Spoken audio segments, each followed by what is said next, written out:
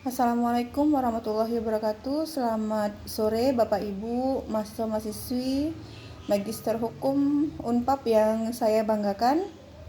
Kita ketemu lagi dengan saya, Profesor Dr. Esmira Mandasari Saragi SMH, dengan materi perkuliahan tindak pidana terorisme.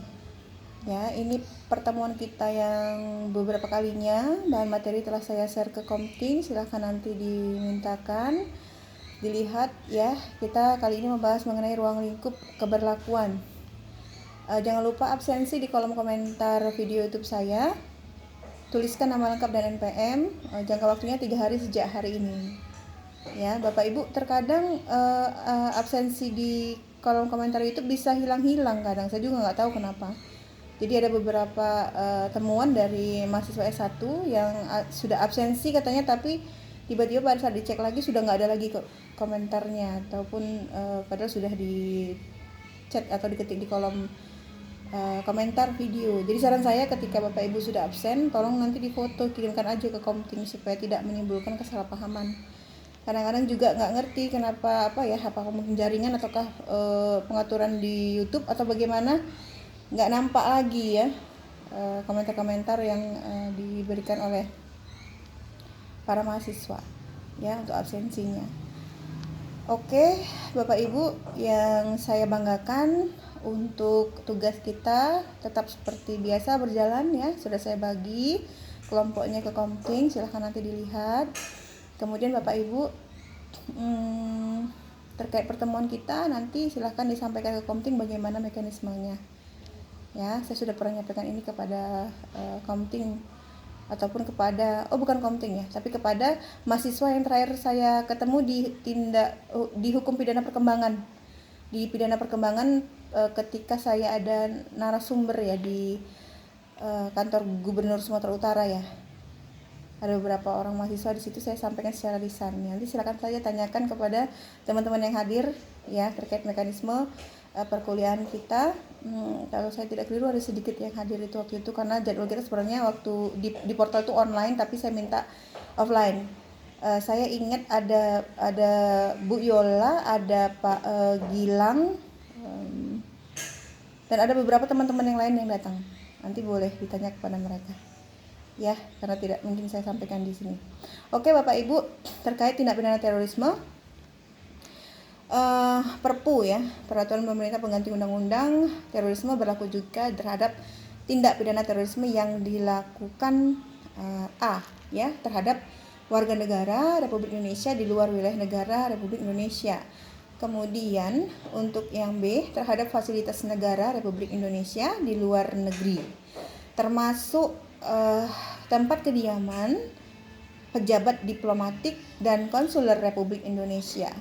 Lalu yang C, dengan kekerasan atau ancaman kekerasan untuk memaksa pemerintah Republik Indonesia melakukan sesuatu atau tidak melakukan sesuatu. Jadi ini Bapak Ibu, kata-kata atau bahasa hukum yang populer ya di dalam undang-undang kita. Ini sering dipakai, yaitu kalimat melakukan sesuatu atau tidak melakukan sesuatu. Ya, ini bahasa hukum ya, atau kalimat hukum. Kemudian yang D, untuk memaksa organisasi ya internasional di Indonesia melakukan sesuatu atau tidak melakukan sesuatu. Ketika melakukan sesuatu berarti sudah terkena, ataupun tidak melakukan sesuatu sudah terkena ya. Tergantung pembahasan apa yang mereka sampaikan atau mereka bahas. Kemudian yang E, di atas kapal yang berbendera negara Republik Indonesia atau pesawat udara yang terdaftar berdasarkan Undang-Undang Negara Republik Indonesia pada saat kejahatan itu dilakukan. Atau yang F, oleh setiap orang yang tidak memiliki kewarganegaraan dan bertempat tinggal di wilayah negara Republik Indonesia. Ya, ini ada 6 ya ketentuan Perpu terorisme ya. Kemudian Bapak Ibu, ketentuan pidana ya. Setiap orang yang dengan sengaja menggunakan kekerasan atau ancaman kekerasan, menimbulkan suasana teror atau rasa takut terhadap orang secara meluas, atau menimbulkan korban yang bersifat massal dengan cara merampas kemerdekaan atau hilangnya nyawa dan harta benda orang lain, atau mengakibatkan kerusakan atau kehancuran terhadap objek-objek vital yang strategis ya, atau lingkungan hidup, atau fasilitas publik atau fasilitas internasional dipidana dengan pidana mati ya, atau penjara seumur hidup, atau pidana penjara paling singkat 4 tahun dan paling lama 20 tahun ya. Nah, ini ada sampai pidana mati nih ya. Nah, sekilas saya ingin bertanya kepada Bapak Ibu untuk mengkaji saja ya. Di dalam tindak pidana terorisme ada diatur pidana mati ya. Kenapa pidana mati atau hukuman mati tidak dimasukkan juga ke tindak pidana korupsi? Nah, kan mengkorupsi uang rakyat, merugikan negara, itu kan kejam juga akibatnya ya. Iya kan? Menggerogoti harta kekayaan negara, membuat warga negara sengsara. Jadi nanti Bapak Ibu kalau nanti ada yang S3 ingin melanjutkan S3, saran saya bisa juga Bapak Ibu membuat kajian terkait disertasinya ya, rekonstruksi ya undang-undang tindak pidana korupsi ya. Undang-undang nomor 31 tahun 1999, junto Undang-Undang nomor 20 tahun 2001 tentang pemberantasan tindak pidana korupsi ya. Ditambahkan aja hukuman mati ya. Memang ada sih diatur di pasal 2, kalau saya tidak keliru pasal 2 ayat 2 gitu ya. Ketika negara dalam keadaan darurat ya, seperti COVID-19. Jadi ketika dalam keadaan seperti itu ada yang melakukan tindak pidana korupsi atau ada koruptor ya gitu ya, maka itu dikenakan hukuman mati. Nah, coba Bapak Ibu lihat sendiri ketika COVID-19, apakah ada kasus tindak pidana korupsi? Penggelapan dana, apa? Dana perlengkapan atau peralatan ya, perlindungan untuk nakes ya, ketika mereka melakukan menolong ya korban-korban yang ataupun pasien-pasien ya yang terkena COVID-19 gitu. Ada korupsinya itu, ada tidak pidana korupsinya, apakah itu dikenakan hukuman mati? Ya, maksud saya jangan ada pengecualian, jangan ada kalimat ketika negara dalam keadaan emergency, jangan begitu ya. Memang kalau udah melakukan tindak pidana korupsi dalam kerugian tertentu gitu ya udah pidana mati aja. Ini seperti ketentuan pidana dalam undang-undang terorisme, maksud saya begitu ya. Jadi mana tahu nanti Bapak Ibu ada yang melanjutkan S3, boleh itu diambil ya sebagai penelitian disertasinya. Oke, kemudian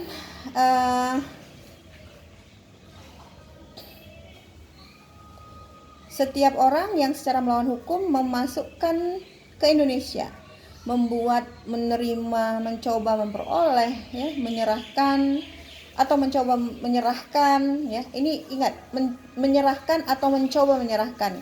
Jadi kata-kata percobaan ini udah masuk ya Bapak Ibu ya. Menguasai ya, membawa, mempunyai persediaan padanya atau mempunyai dalam miliknya, menyimpan, mengangkut, menyembunyikan, mempergunakan atau mengeluarkan ke dan atau. Nah, ini kalimat hukum ya, bahasa hukum ini maknanya ganda nih.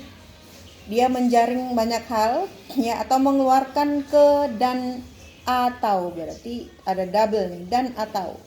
Dari Indonesia segala senjata, sesuatu senjata api, amunisi atau sesuatu bahan peledak dan bahan-bahan lainnya yang berbahaya dengan maksud untuk melakukan tindak pidana terorisme, dipidana dengan pidana mati atau penjara seumur hidup atau pidana paling singkat 3 tahun dan paling lama 20 tahun. Ya, itu. Oke. Baik Bapak Ibu, minggu depan kita akan membahas mengenai contoh kasus tindak pidana terorisme.